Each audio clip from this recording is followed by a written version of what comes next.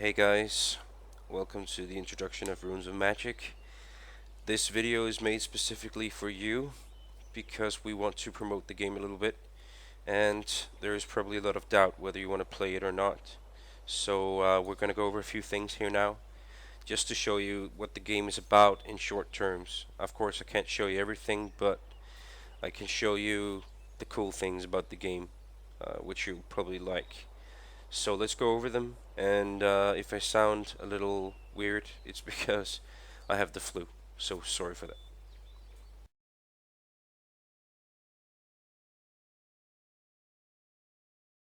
Right, let's go through the PvE part of the game.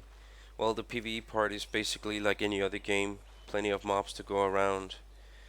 There's world bosses that actually requires a few people to take down. By that I mean probably maybe around 6 or 12. I'm not 100% sure since I haven't taken down any world bosses yet, but there's plenty to go around. There are big mobs in the game like this behemoth right here. Not something I want to touch. It's an elite mob. Probably pretty hard. Oops. Well, there we go. As you can see, hits very hard. Took like 40% of my health in one hit. So I'm just gonna go over here. Well, you know, there are quest system in this game, like any other game. Go kill that. Go do that. Talk with this guy. Do this. The good part of this game though is that it is very easy to actually quest in this game, since a lot of the stuff is just go to speak to this guy, go speak to that guy, and suddenly you have made 100k XP without any problems at all. But the PvE system, well, you know, works like any other game like I just said, so it's fairly simple, straightforward. You kill the mobs, you loot them, you take whatever quest item you need, or maybe a nice wall drop or something like that. So there's nothing fancy to tell about the PvE system. You already know it. You've done it in a lot of other games. It's WoW, all over basically in terms of doing PvE by yourself. But it works. So that's the cool part of the game. You can swim in this game. You have mounts that can ride in water. Anything. The world is actually pretty beautiful. There are plenty of places to go around and kill mobs. There are daily quests, tons of them. So that's pretty much it about the PvE system. I'm gonna go through the instances and raids later on.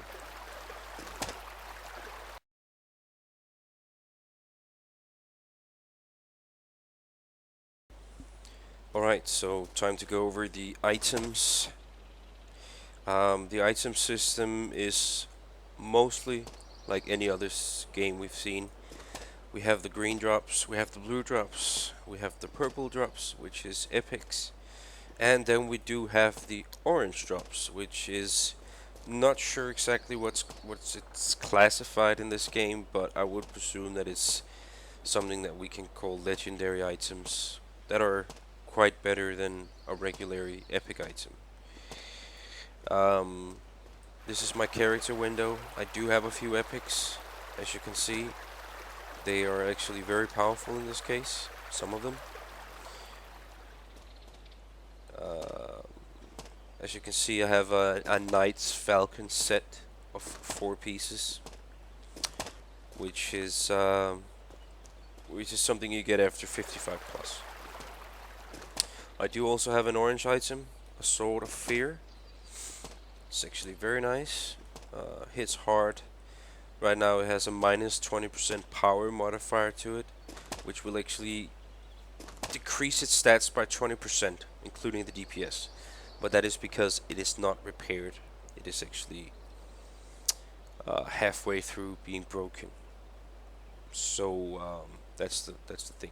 If you actually get the power modifier above 0 to 20%, that means you've gotten the item over 100 durability, which will actually increase its stats by 20%, which is a very nice thing in this game. As you can see here, on this item, it has 102 durability out of 107.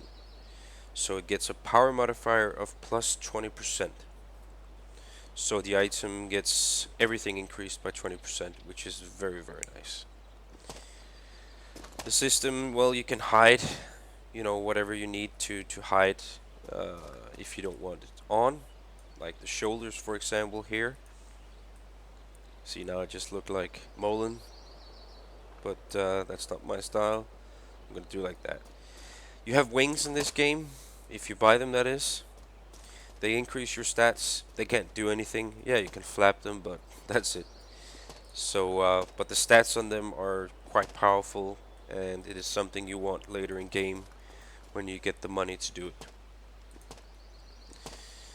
Other than that, items drop off bosses. You can get epic items from level 35 and above already, so it's not a problem getting them. It's a problem getting the right one. But that's where our friends come in, you know, helping you, doing instances, looting, stuff like that. There's a lot of things on the auction house you can buy.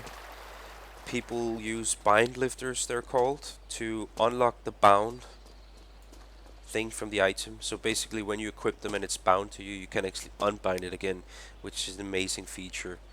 So people can actually resell their gear. So that's really, really cool. Other than that, there's not really much to say about the items. Well, they can be boosted a lot. If you find a regular white item that's, you know, just crap, you can boost it by transmuting the item, putting runes in it, stuff like that, and it can actually become very, very powerful. I actually have a white item here called a green pearl necklace. To begin with, this item was probably not that good, but some guy actually made it really powerful and sold it for quite a bit of money. All white items are not being bound, so again, something that you can earn money on if you want to go that way. You can boost items a lot, which is kind of cool. Well, you can switch armor if you want. This is my other class. I'm gonna come on to that later. But other than that, you know, the system is mostly like any other you've seen, but in this game you can actually boost your items a lot, which is very nice. Alright, that's it for the item part.